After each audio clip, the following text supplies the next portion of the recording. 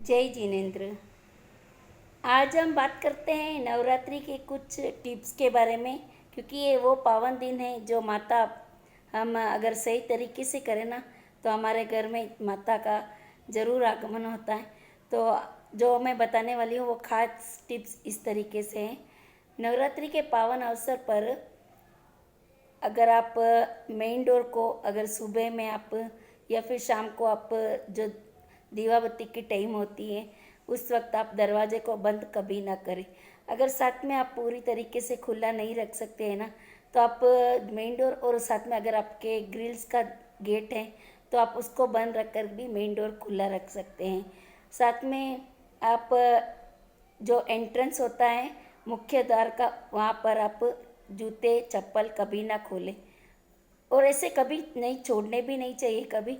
लेकिन ख़ास तौर पर अब जो नवरात्रि का चल रहा है तो इस वक्त तो बिल्कुल ना छोड़े। साथ में कोई अगर आप कचरे का डब्बा है और तो वो भी मुख्य द्वार पर एंट्रेंस पर ना रखें।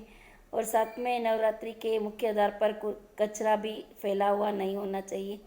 साथ में नवरात्रि में घर में कलेश नहीं होना चाहिए। और अगर आप सुबह में स्नान करके साफ़ सुथरा हो और उसके बाद घर को अच्छी तरीके से रोज़ साफ़ सुथरा कचरा पोछा में सफाई का खास तौर पर ध्यान रखें। और साथ में हो सके तो रोज़ प्रसाद कर बनाए माँ के लिए। और साथ में घर में कलेश ना हो। और नवरात्रि के जो 9 दिन में आप हेयर कट का कोई कटिंग नहीं करानी चाहिए। साथ में सेविंग भी ना करें और नेल्स कटिंग भी नहीं करें नवरात्रि के 9 दिनों में। और जब नवरात्रि के 9 दिन शुरू होते हैं ना तो कम से कम जो स्टार्टिंग और लास्ट एंडिंग के दिन अपने बाल कभी ना धोए। और साथ में स्टार्टिंग और एंडिंग में अगर आप 8 दिन 9 दिन अगर आप कंदमूल का त्याग कर सकते हैं तो बहुत ही सोने पे सुहागा। अगर आप 8-9 दिन नहीं कर सकते हैं तो कम से कम आप स्टार्टिंग में और आखिरी दिन में आप कंदमूल का त्याग कर सकते हैं।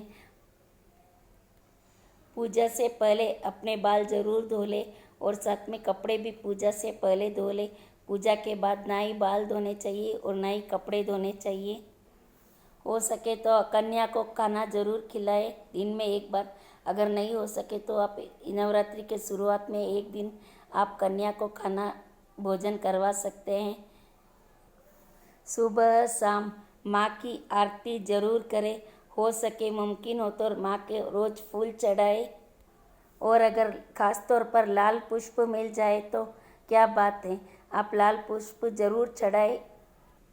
वैसे तो हम जितना भी करो कम ही होता है, लेकिन ये नवरात्रि के 9 दिन होते हैं ना बहुत ही पावन और बहुत ही खास होते हैं, जो हमें कुछ चीज़ों का खास तौर पर हमें ध्यान रखना होता है।